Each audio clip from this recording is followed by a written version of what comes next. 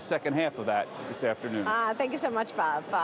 We'll talk about the movie Jobs, Steve Jobs. Joining us now to break it all down, Amy Wu from RBC Capital Markets, David Molnar from HighTower, Michael Santoli from Yahoo Finance, and Gordon Charlotte from Rosenblatt Securities is just finishing up his trading, and he'll join us in a moment. Good to see everybody. Amy Wu, let me kick it off with you. What does today's market action tell you about what's ahead?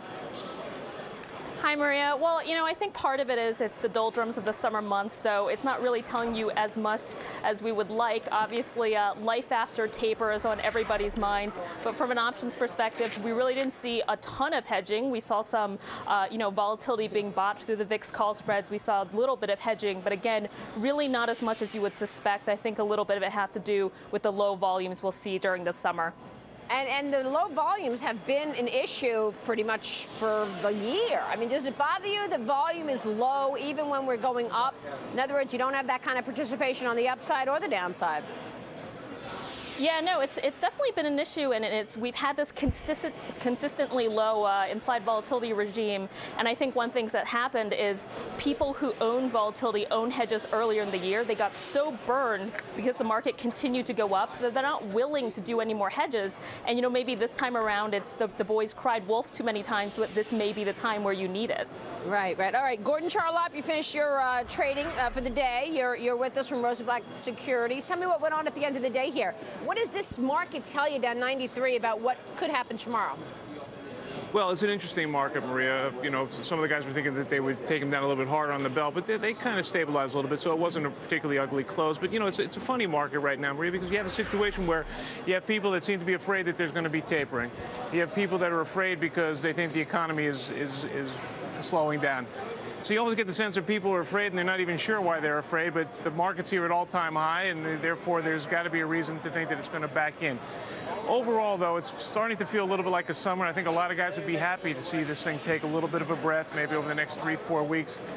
Unfortunately, I don't necessarily think that that's going to be what's happening. You got things coming up in the fall that people are going to have to be some planning for, some forward-looking events. You're still going to have the debt debate down in D.C. You've got German elections. So there are a lot of stock-specific things that will also be happening here today over the next month or two. So it's going to get interesting here. But the trend right now is just to back in a little bit. But this is not a correction. This is just sort of like a healthy retracement on sort of a minimal level, and about what you'd expect considering where we've been, how we've gotten here. In fact, we haven't had a correction. Pretty much this entire bull leg, the worst we saw was down 3% or 3.5%. David Molnar, does that frighten you, or do you want to put new money to work here?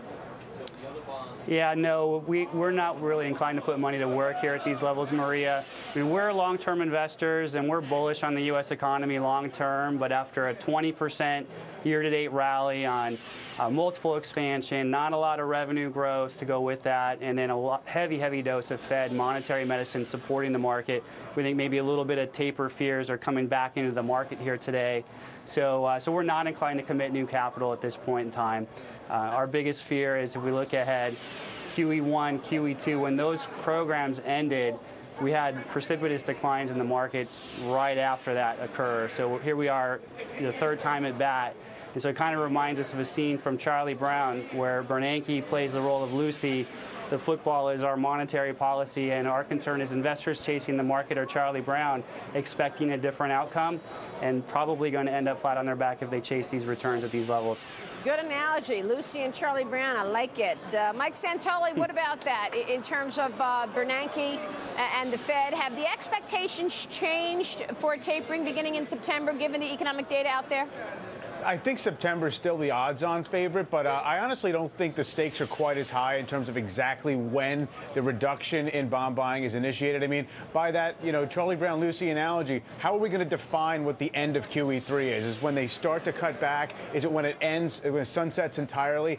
And I honestly think it's probably not as big a swing factor. I want to see how the bond market reacts to the prospect, and I guess the anticipation of September, assuming that remains the target, is going to be a perfect excuse for this this market to maybe back off a little bit. August and September are the times when it might do that. Even in the best years we've had, and by the way, this is one of the best years ever and the best since '97, you've had some friction in August as you digest the game. So to me, it makes a lot of sense. I really want to see how sentiment responds to every little dip, because in the past, we got these 2% dips. People start actually having these little mini panics, and that has almost kind of thwarted the downside. That's why we haven't had a full-blown correction. Yeah, it's true. And you know, some might say we've seen corrections in a handful of sectors as this rotation has evolved.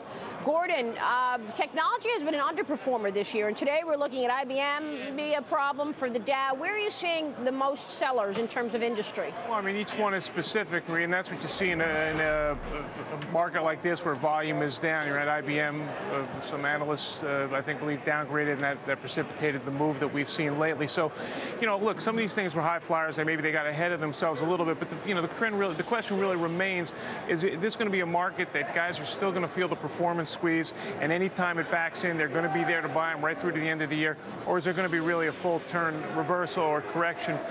I'm sort of from the former on that. Seems to me what I'm seeing that guys are still sitting there waiting for their opportunities to pounce, and it just doesn't feel to me like, you know, we really have that sort of sense of gloom and doom. I think we'll be okay. You're going to see a little bit of a sell-off, but, you know, every time these guys get an opportunity, particularly as they try to chase returns into the end of the year, they're going to be there with their buy orders. But when does that change? When does the buy on the dip mentality no longer work? Is it when interest rates are at considerably higher levels?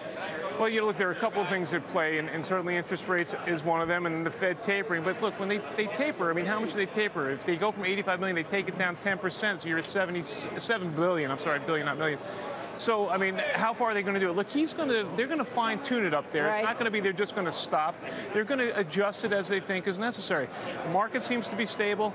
Europe seems to be picking up or holding its own. We're grinding along okay. There's no reason to suspect that we're just going to have some sort of full-blown correction or reversal here. All right, we got to jump. Meanwhile, we're watching earnings, and Fox is out. We want to get to Julia Boston right now with the 21st Century Fox results. Over to you, Julia. Look at that stock. Maria, yeah, look at that stock. This is the first earnings report since 21st Century Fox spun off from News Corp, and revenue came in better than expected at $7.21 billion. Expectations were $7.12 billion. Now, that's up 16% from a year ago. Now, earnings per share are coming in less than expected. Adjusted earnings per share for Fox is 31 cents for the quarter. Wall Street had been looking for 34 cents, so that's 3 cents less than expected. But the company gives us comparisons to the year ago period, says it's up from 20